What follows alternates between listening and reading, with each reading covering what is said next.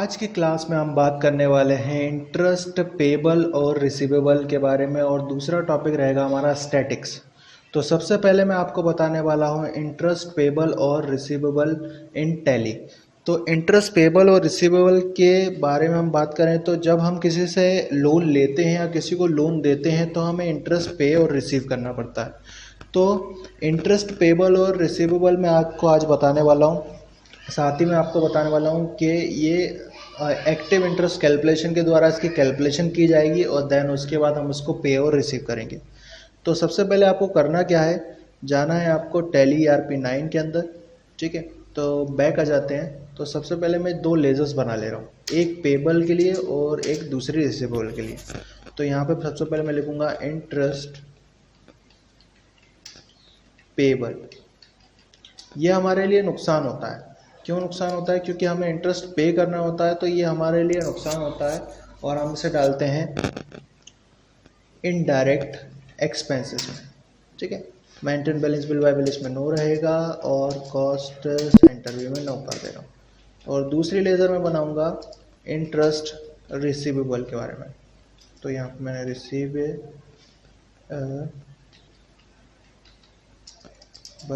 Indirect income, ये हमारे लिए फ़ायदा होगा क्योंकि ये इससे पैसे से पैसा बनेगा। कहने का मतलब ये है कि हम इंटरेस्ट, हमने लोन दिया उसके बदले हम उससे इंटरेस्ट लेंगे, तो ये हमारे लिए फ़ायदा होगा।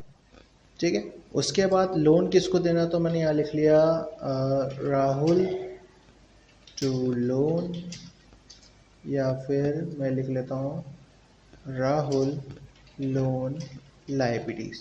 लाइबिलिटीज़ इसलिए लिख रहा हूँ क्योंकि इससे हम लोन लेंगे तो उसके पैसे कभी ना कभी हमें चुकाने पड़ेंगे, लोन लाइबिलिटीज़। ठीक है, और ये जाएगा अपना सिक्योर लोन्स में, सिक्योर लोन्स। ठीक है, और यहाँ पर एक ऑप्शन यस करना पड़ेगा आपको, F11 F2 में F1 में जाके यहाँ पे यस होगा active interest calculation and use advance parameter. तो कहाँ जाएंगे आप लोग? F11 company features, F1 accounting features.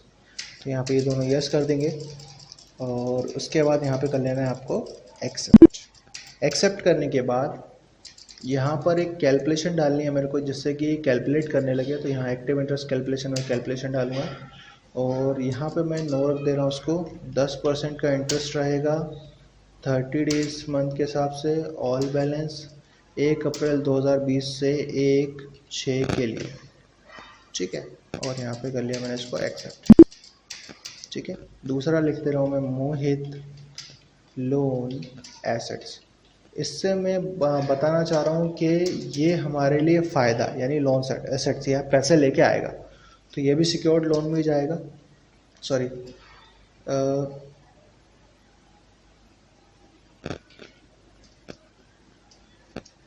हम लोन दे रहे हैं तो यह जाएगा लोन एंड एडवांस एसेट्स में।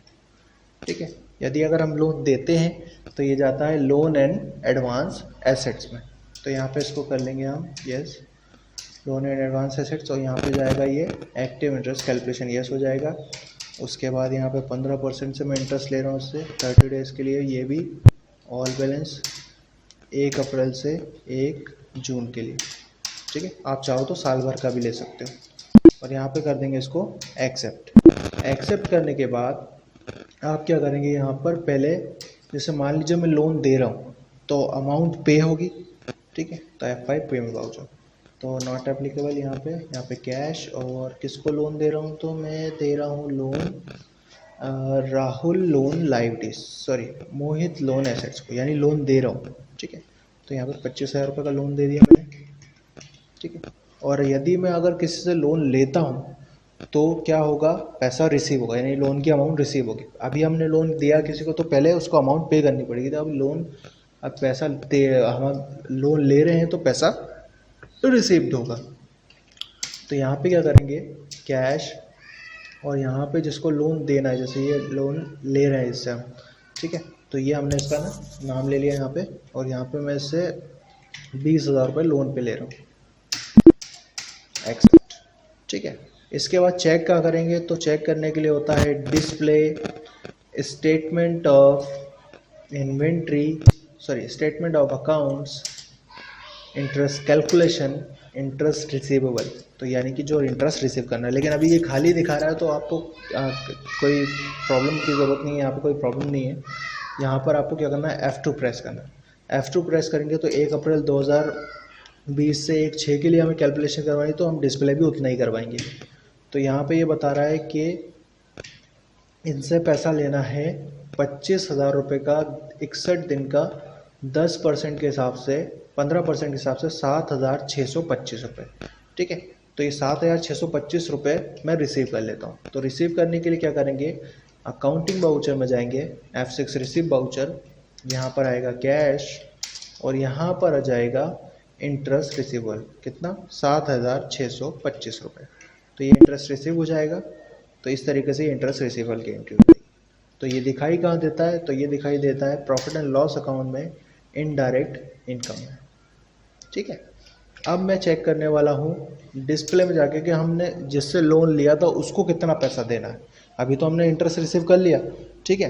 अब किसी से अगर लोन का पैसा हमें उसे पे करना है, रिसीवेबल तो हो गया, लोन का पैसा देना हो तो फिर क्या करेंगे, तो पहले चेक करेंगे कितना पैसा उसको देना है। तो इंटरेस्ट कैलकुलेशन में इंटरेस्ट पेबल, फिर यहाँ पे F2 प्रेस किया, 1 अप्रैल से 1/6, ठीक है।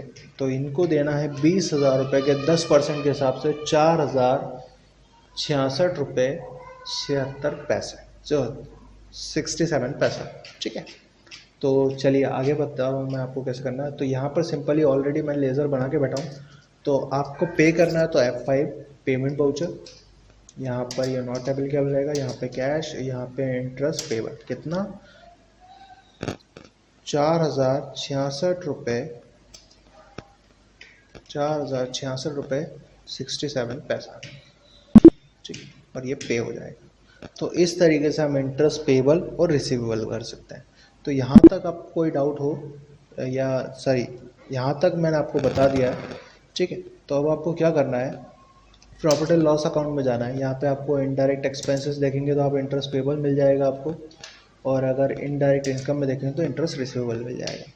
अब बात ये आती है कि जो हमारा सेकंड टॉपिक है स्टैटिक्स, वो क्या है।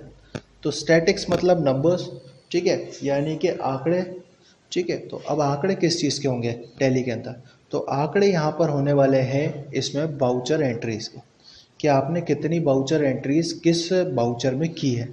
कहने का मतलब यह है कि स्टैटिक आपको दिखाएगा तो, लेकिन ये क्या दिखाएगा वो मैं आपको बता रहा हूँ। तो ये दिखाएगा बाउचर एंट्रीज के आपने किस बाउचर में कितनी एंट्री की है और किस तारीख में की है, वो भी आपको ये डिटेल दिखा देगा। तो आपको स्टैटिक्स देखना है तो कहाँ जाएंगे आप, डिस्प्ले, स्टेटमेंट ऑफ अकाउंट्स, यहाँ पर आपको मिल जाएगा स्टैटिक्स।